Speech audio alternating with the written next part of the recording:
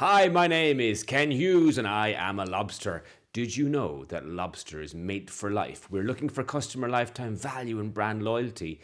We should all want lobster relationships with our customers. But then, just before I started this video, I Googled it to make sure I was correct, and it turns out that it's an urban myth and that lobsters do not mate for life. They're not monogamous, and so I'm dressed up as a lobster for no reason. Devastated, having spent 25 euros on Amazon for the costume. So maybe back to normal. A little bit less lobster. So look, I want to talk about customer intimacy. I'm fascinated by what intimacy is. When I say the word intimacy to you, you probably think physical intimacy first. You start thinking about people hugging and kissing and holding hands and sex and all those things. Customer intimacy and customer experience are very different things, and I think it's time for the CX industry to look at the next frontier of customer experience and push into it, which I think is depth of connection. So customer experience, what is an experience? An experience is kind of one-dimensional. It's a good or a bad moment. It's short-term, it's fleeting. It's not as powerful as what intimacy is, because intimacy is deep-rooted, it is nuanced, it is relationship-based, it is long-term, and they're the things that when we talk about customer lifetime value that we're trying to harness. So I think I want to move the conversation from customer intimacy towards customer experience. Now, when I say intimacy, again, you think physical, but actually there are many types of intimacy, and I'm going to talk about six of them. Today, I'm going to talk about physical intimacy, emotional intimacy, mental intimacy, spiritual intimacy, crisis intimacy, and experiential intimacy. Ultimately, intimacy is fostering a sense of closeness, which every brand and business wants with its customers. So let's look at physical intimacy first. So what is physical intimacy? Well, we all know what that is, and during COVID pandemic, we all craved touch, hugs, handholds, all those things that we couldn't do with our friends and family. In fact, scientifically, physiologically even, touch has been proven to be very healthy for the human body. Those who touch and have more physical contact on a daily basis tend to have better heart health, lower blood pressure, lower stress levels. Their parasympathetic nervous system from a mental health point of view copes with stress better. And so touch is really important to us, and taking it away has consequences. And obviously that happened during that COVID-19 pandemic. But even physical proximity is healthy for you. Not to mind touch, but actually just being close to people and physicalizing your brand in the world is what I want to bring this conversation to. So if you're a service brand or if you're a utility company. And it's really important, of course, that you physicalize your brand in the consumer's world and be there physically for them. And so, examples of this, a good example would be Bol.com. Bol.com are like the Dutch Amazon, I guess. And when they dissatisfied a customer, and the trampoline that he had ordered for his birthday, for his little daughter's birthday, didn't arrive on time, instead of just apologizing, they physicalized the apology by building an entire trampoline park in the little girl's back garden as a surprise. I love this idea. So physicalizing your brand is really important. It's why Amazon maybe bought Whole Foods and have their Amazon-owned delivery vans and their guys with the branded jackets, and they're trying to physicalize what is ultimately is a service. And so it's really important to step physically into your customers' lives and have to think about how you might be able to do that, because the more intimate you can. It's why a lot of companies who would have had a huge store network and are now pivoting more to digital are holding on to that store network for some purposes, because it physicalizes the brand and you can achieve a lot more in terms of intimate relationship in a physical one-to-one situation.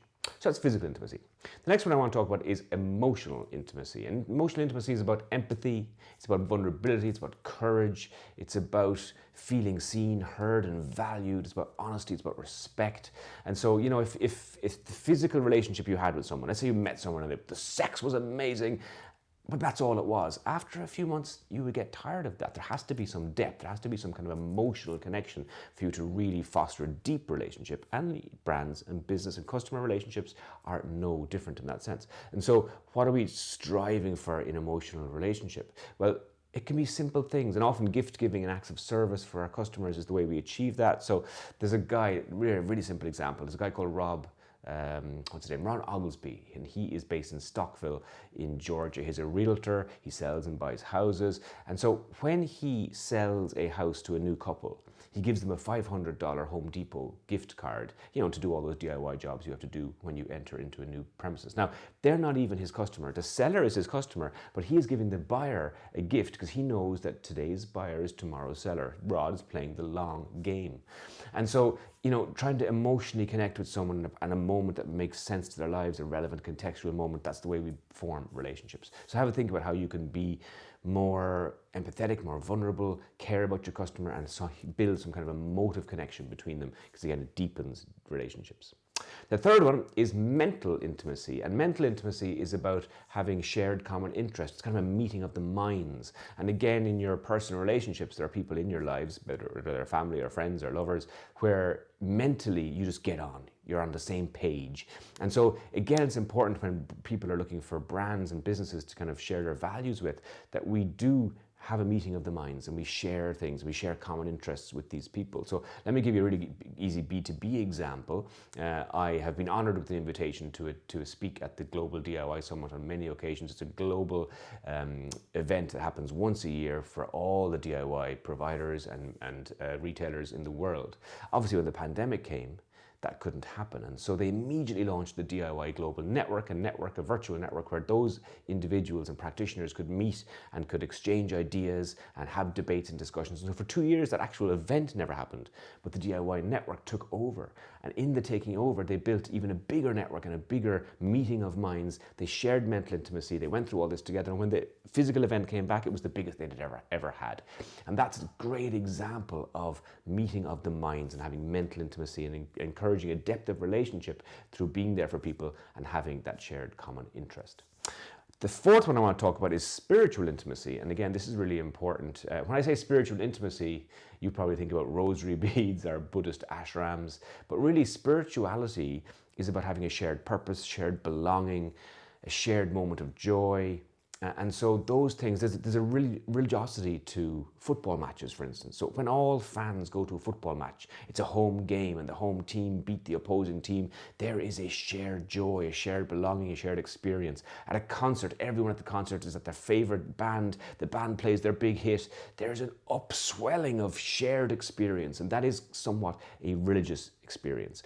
And that spirituality is why we sponsor events. It's why brands, again, that tend to be not physical physical brands like insurance companies, utility companies, tend to sponsor sporting events and tend to sponsor music events, because they're leveraging off that spiritual exchange that happens inside those arenas, and they want to be part of that. So it really is all about shared purpose. What is your why as a brand and business? What is your purpose? And make sure you communicate that with some depth to the customer so that they understand that.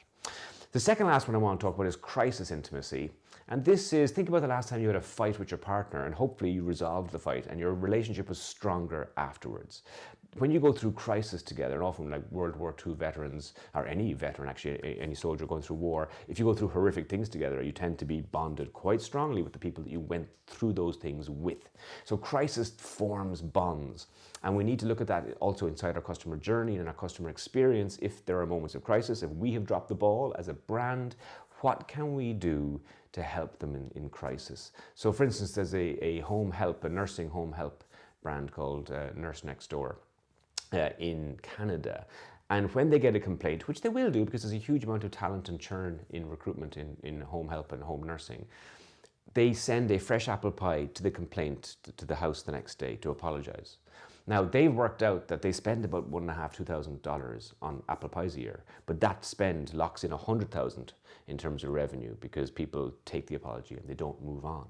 And so, being there, understanding how to deal with crisis, making the relationship stronger out of crisis is an important part of what your customer journey should be. So always see crisis as an opportunity. Ayrton Senna, the famous race car driver, once said that you can't overtake 15 cars in the sunshine, but you can in the rain. And the idea of, crisis brings opportunity. So always see any kind of customer crisis as an opportunity to build a deeper, stronger relationship for the future. And the last intimacy I want to talk about today is experiential intimacy. And experiential intimacy is when you have an experience together that again bonds you. So it's memory, it's leveraging memory. So when you go through something with not only through crisis, but even through small experiences, you have a bond. So let's say you go shopping together on a day with a friend, they're looking for a new dress or a new suit for an event, and you company with them, you have a great day out, you visit all these shops, you have some cocktails, you have some dinner. That's a little experience you've had, and you have had that together. If you go to a life drawing class with a friend or a partner, if you go ziplining or climb a mountain, these are all things that are building memories of you together, and the two of you together, that memory is banked, and that now becomes part of your relationship with that person. Brands are no different. We need to be able to create experiences where we can have a shared memory moment with a customer and a brand that then locks us in as part of their life. Heineken did a wonderful one during the pandemic when the pubs reopened. They parked an Airstream outside some of them that gave customers free haircuts. Obviously, the barbers had all been closed during the pandemic also, so you bought a pint and you got a free haircut with it. It was an experience and it was funny and made people laugh. That's what it's about. It's about giving people positive experiences to do with your brand that again build intimacy. So those things, physical intimacy, mental, emotional, spiritual crisis, and experiential intimacy. If we can leverage some of those at various points along the customer journey, we start to deepen the relationship with customers, and we don't rely on just single experiences. We rely on some kind of long-term depth, getting close to the customer, fostering that sense of closeness. I think that is really why we need to move the conversation on just from customer experience, which tends to be kind of digital, convenient, efficient, seamless, frictionless, which is great, to an actual place of relationship, a place of depth, a place of fostering that sense of closeness. I'm going to get back into my lobster costume and wander around the streets of where I live just because I can. Until next time, see you then.